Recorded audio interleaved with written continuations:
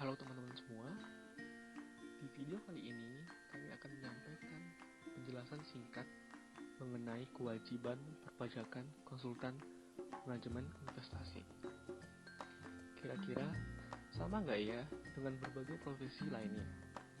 Nah, sebelum kita masuk ke inti materi, pertama-tama kita harus tahu dulu nih, siapa itu konsultan? Konsultan adalah orang atau tenaga profesional yang menyediakan jasa konsultasi atau jasa bertukar pikiran sesuai dengan bidang keahliannya. Konsultasi yang dimaksud tadi adalah suatu bentuk hubungan tolong-menolong yang dilakukan oleh secara profesional kepada konsulti, yaitu keluarga atau individu atau organisasi perusahaan dalam hubungannya menyelesaikan masalah. Sebagai seorang yang ahli di bidangnya, jasa konsultan banyak dibutuhkan guna mendiskusikan berbagai persoalan. Tugas seorang konsultan ialah memberikan solusi atas permasalahan yang sedang dihadapi sang klien. Konsultan ini ada banyak jenisnya loh, gak cuma satu. Apa aja tuh? Pertama, konsultan pajak. Konsultan pajak adalah orang yang menyediakan jasa profesional kepada wajib pajak baik perorangan maupun perusahaan. Jasa yang ditawarkan adalah untuk melaksanakan hak dan kewajiban dalam hal perpajakan. Kedua, konsultan hukum. Konsultan hukum adalah orang yang memberikan jasa hukum dalam bentuk konsultasi. Profesi ini diakui keberadaannya dalam UU Nomor 18 Tahun 2003. Ketiga, konsultan politik. Konsultan politik biasanya banyak dibutuhkan di masa pemilu, baik pemilu kepala daerah maupun presiden. Bahkan partai politik pun lebih sering menggunakan jasa konsultan politik untuk memperkuat pengaruh di dalam masyarakat. Keempat, konsultan komunikasi. Konsultan komunikasi sering juga disebut sebagai konsultan public relation. Tugasnya membantu pihak public relation perusahaan untuk memperkenalkan atau mempromosi brand, produk, atau jasa perusahaan kepada masyarakat. Kelima, konsultan bisnis. Konsultan bisnis biasanya dibutuhkan perusahaan untuk memberikan nasihat dan masukan demi memajukan serta mendapatkan keuntungan sebuah perusahaan. Dalam menjalankan pekerjaannya, konsultan bisnis sangat ahli dalam soal menyusun perencanaan bisnis perusahaan ke depan, termasuk juga menganalisis target pasar, produk, dan strategi pemasaran. Konsultan bisnis akan memberikan nasihat dan masukan bila perusahaan akan melakukan investasi atau divestasi. Nah, di video kali ini kita akan secara khusus membahas tentang konsultan manajemen investasi terkait dengan kewajiban perpajakannya. Tapi sebelum ke situ, kita harus cari tahu dulu nih, tugas dari seorang konsultan manajemen investasi apa sih sebenarnya? Kalau mau tahu, yuk simak penjelasan berikut. Tugas konsultasi manajemen investasi itu ada 5. Pertama, memberikan pelayanan untuk mengurus persetujuan investasi yang diperlukan oleh grup perusahaan baik untuk investasi baru, ekspansi, dan perubahan investasi. Kedua, pengurus untuk persetujuan master list impor barang dan bahan baku atau komponen dan izin impor. Tugas ketiga, untuk pengurusan izin penggunaan tenaga ahli asing yang akan dipekerjakan oleh perusahaan. Tugas keempat, konsultasi manajemen investasi, yaitu penyusunan laporan berkala yang menjadi kewajiban dan tanggung jawab perusahaan. Yang terakhir yaitu membantu menyusun studi kelayakan keuangan untuk proyek baru dan ekspansi yang berhubungan dengan kegiatan grup perusahaan. Halo semua, saya Heni Zukrova akan melanjutkan penjelasan yang telah disampaikan oleh teman saya Rizky. Sekarang kita masuk ke pembahasan mengenai kewajiban perpajakan apa aja sih yang melekat pada seorang konsultan manajemen investasi. Nah, sama halnya dengan profesi lain pada umumnya, seorang konsultan juga harus memenuhi kewajiban pajaknya teman-teman, yakni membayar pajak penghasilan.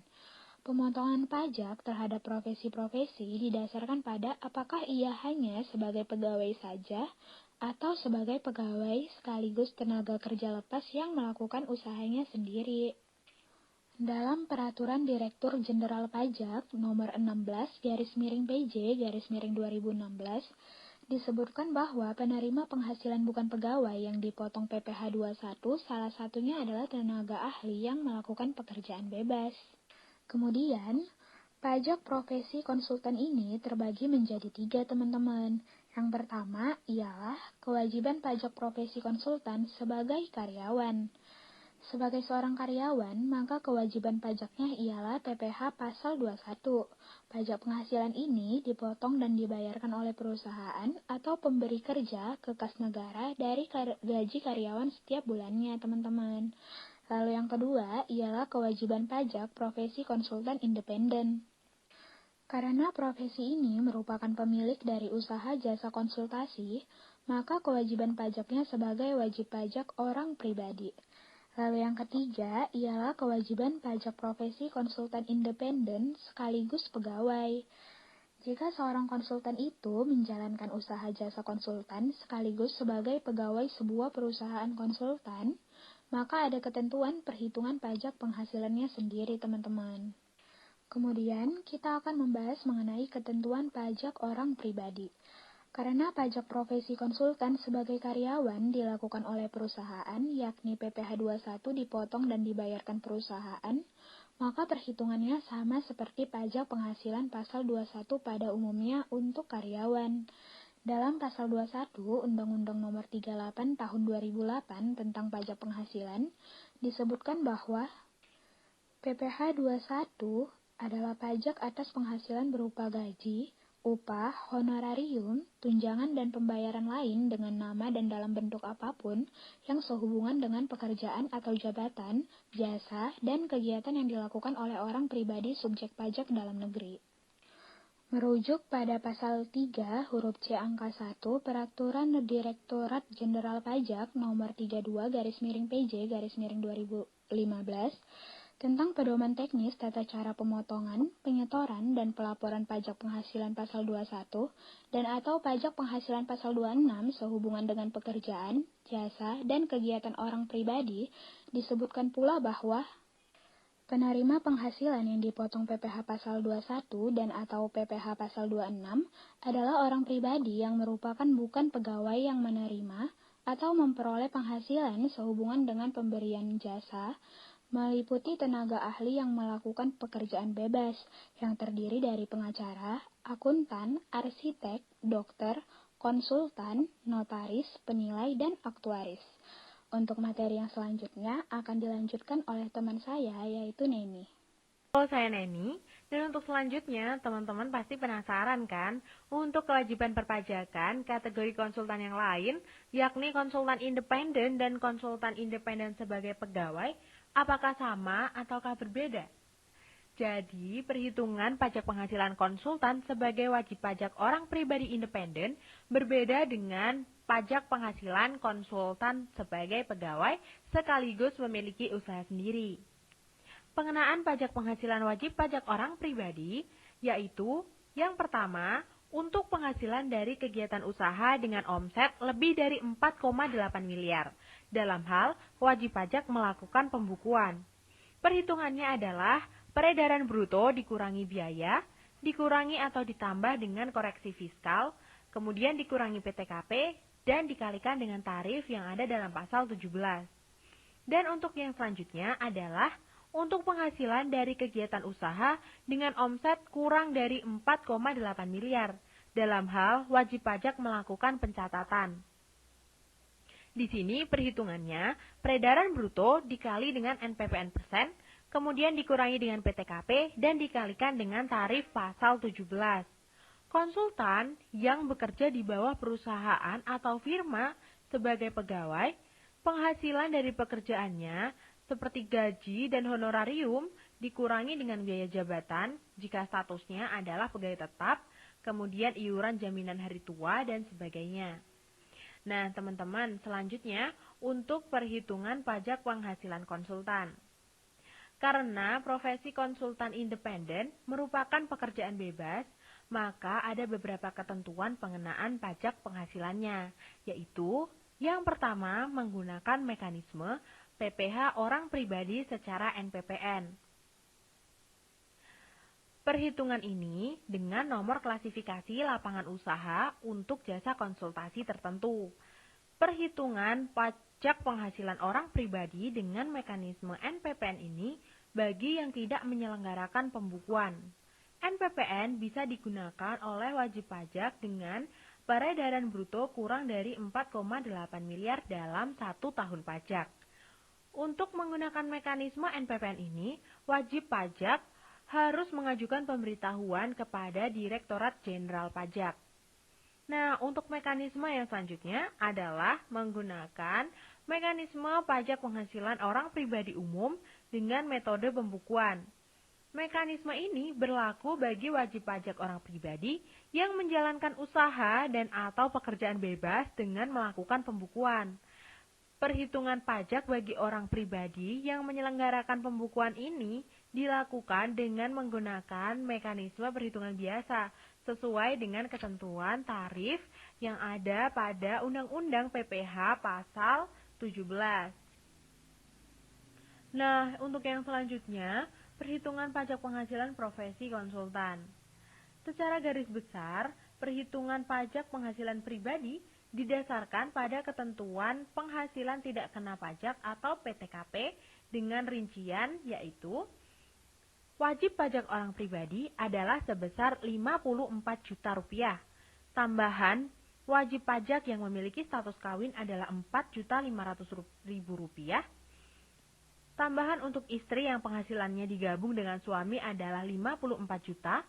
Dan kemudian tambahan untuk setiap anggota keluarga yang menjadi tanggungan maksimal 3 orang, terdiri dari keluarga sedarah dan keluarga semenda dalam garis keturunan lurus, serta anak angkat adalah sebesar 4.500.000 rupiah.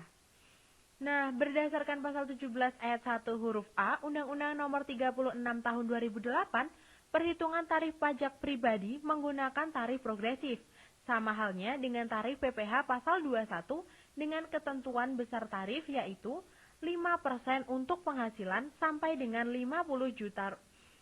Kemudian 15% untuk penghasilan 50 juta sampai dengan 250 juta per tahun. Kemudian 25% untuk penghasilan 250 juta sampai dengan 500 juta per tahun. Dan 30% untuk penghasilan di atas 500 juta rupiah per tahun. Sedangkan untuk wajib pajak yang tidak memiliki NPWP dikenakan tarif 20% lebih tinggi dari mereka yang memiliki NPWP.